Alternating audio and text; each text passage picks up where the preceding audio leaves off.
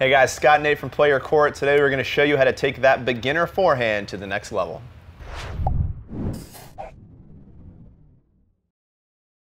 All right guys, so today we're talking to beginners and we're going to teach you a couple things that are really just going to get this forehand to the next level. We're talking about some kinetic chain action, some topspin, some power, all the things that you wish as a beginner that you had, we are going to give to you today. That's right. And so maybe you're not a total beginner. Maybe you've been playing for a year or two and you're just struggling. You can't get that forehand to the next weapon. You know it should be your sword, it should be your weapon, and it's not. So what we're talking about today is first how to create topspin. All right, I know it seems you've probably seen a bunch of stuff on it, but we're going to show you actually drills that you can do that you can exercise to create this topspin. And then equally as important, we're going to talk about the kinetic chain and how we create power. Because at the end of the day, what is the benefit of topspin?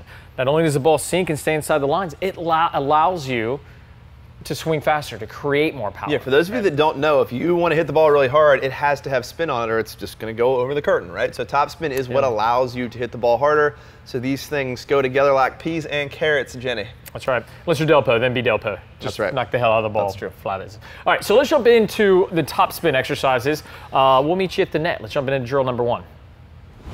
All right, so topspin. Let's jump into this drill. You can see Scott is up here at the net, and what he's going to do is just take a ball and he's going to hold it flush against the net. This is something you can do on your own, right? Just need maybe a dozen balls to work through this. And what's important about here, I know your wrist is getting tired, Scott, is that at contact, you're almost flush with the ball. You're going to see your racket face close just a little bit, but what's important with creating topspin is that Scott is going to move the racket low to high. Go ahead, Scott. Let's go ahead and roll that ball. And you can see the topspin on the ball there. Now, what's happening is the swing path. He's working low to higher on the ball, and so if you imagine the ball as a clock, here we got the Wilson practice balls, but here you can see the strings are making contact from 6 and moving up to 12, all right? And that is where topspin is coming from. Let's go ahead and see maybe two more here. But this is a perfect drill to get the feel that you want in order to create topspin. He's just pushing against the net and allowing the strings to work low to high on the ball.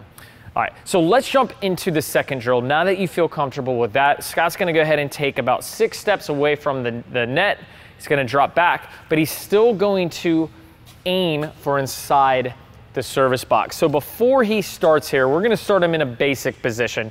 We're gonna start in the pet the dog position. Maybe you're familiar with this, maybe you're not. But what he's pretending is that there's a medium-sized dog. Yeah, he's petting him. Now, good. we want you to notice, look at the wrists here.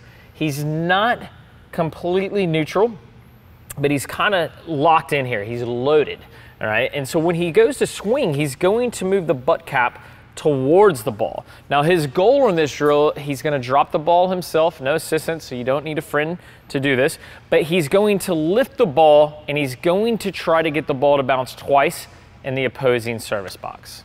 Shall we? Oh, give me 3 bounces. Try. I felt like there was a little bit of cheat there. I saw that wrist roll early. It's pretty good. It's pretty good. Look at that. Right. So this is what you're working on, right? And we can see the ball with topspin. This is the feel that's really, really important. So drill number 3. You can tell Scott starting this racket down below, right? This pet the dog. That's a great way to start. But if you're looking to get your forehand to the next level, we need more momentum, which means we need more leverage. If you start down here nice and low, go ahead and show them that again. If you're starting down below and the ball is coming in and it's up here, this is a problem because you're swinging from a low position to a ball that's up. So what's gonna happen? You're gonna lift it, right? You're lifting a ball that's already up. So the ball is gonna go out, or you're gonna try, in your mind's eye, you're gonna think about trying to pull the ball down. You're gonna get on top of it and hit the net. So in this drill, Scott is gonna start with the racket. We do this from a ready position. I'm gonna give you a little barrier here. Sure. All right, so from here, I'm gonna create a barrier, and Scott's goal here is to start, yeah, I like that. He's gonna start in front of me, and then he's gonna create this C shape to hit the ball. I'm gonna actually step around here. Maybe I'll grab 1 or 2 more balls. And the beauty here, I assume, is this barrier that you're creating is forcing me to not only go up, but then also to come back up under the ball to generate that topspin, right? If this barrier wasn't here, I might have a tendency to just plow right through the ball and I wouldn't get the spin. You'd be flush. Yep. Got it. All right, so let's jump in. Let's show them what this looks like here. So I'm gonna go ahead and drop. All right, Scott's gonna meet me again here. He's gonna create this C shape. And that's what we want you thinking about, is creating the C shape. It's like a cursive C. So he's gonna draw the racket up, it drops, and he gives it that nice lift. All right, so this would be step 3 on taking that forehand to the next level. It's all about topspin. Without topspin, you can't hit the ball hard. It can't develop into the weapon that you may be looking for. If you're aiming to be, maybe a 4-0, 4-5, whatever the goal might be, topspin is your best friend. So let's jump into the kinetic chain. We'll get ready, get into position, everything, and we'll show you the exercises and what we want to focus on the kinetic chain. All right, guys, we're back here on the baseline. We're going to talk about the kinetic chain. Sounds fancy and scary? Sports science, yeah, it sounds super scary. Basically, but it's not, I hope. It's okay. a chain. Give them some comfort. Yeah. We're going to simplify it for you, right? It's a segment of events that form a chain. Kinetic, it sounds just like it's super dynamic, full of energy. So where does it start? You're never going to get that 15 seconds of your life back, guys. I'm sorry.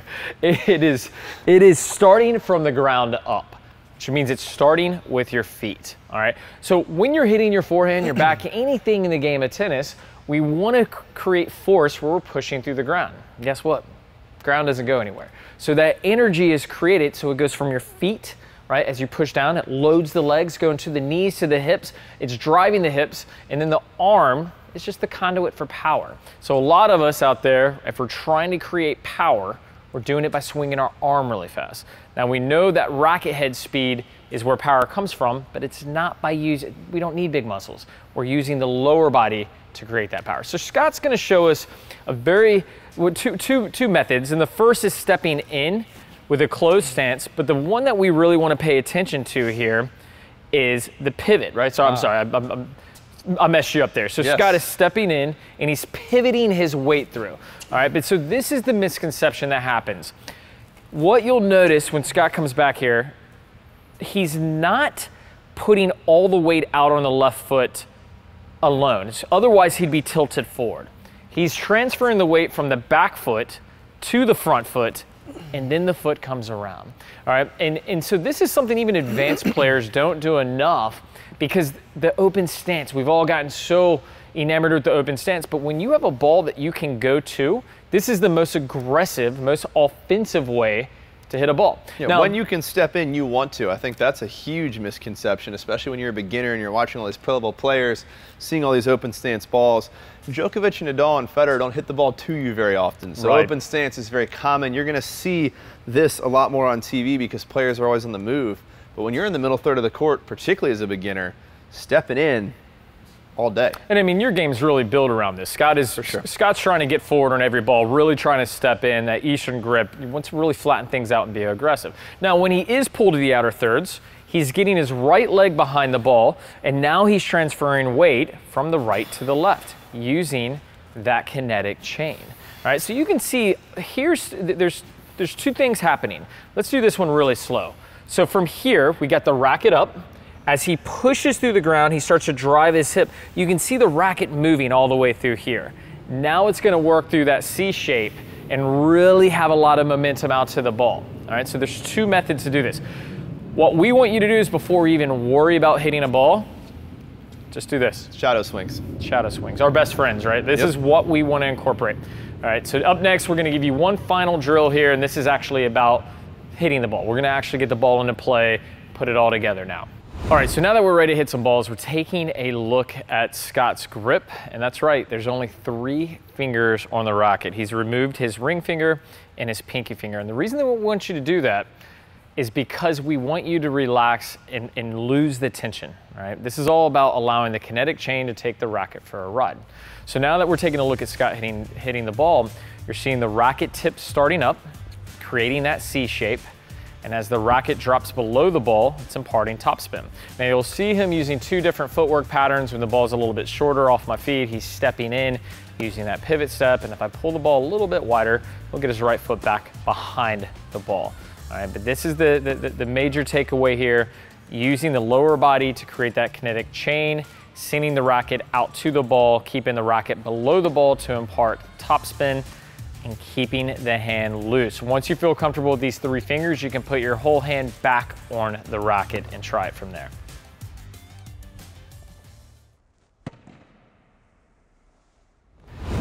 All right, guys, so in summation, simplify. Use these easy drills, starting up at the net, self-feed. Use these shadow strokes in order to find the feel on the ball, creating that topspin, and then use the kinetic chain to create the power that you've always been looking for. That's right, guys, and if you're looking for some tennis buddies to try this stuff out with, be sure and check out the Play Your Court community. You can try your first month for free. We'll see you guys soon. See you guys.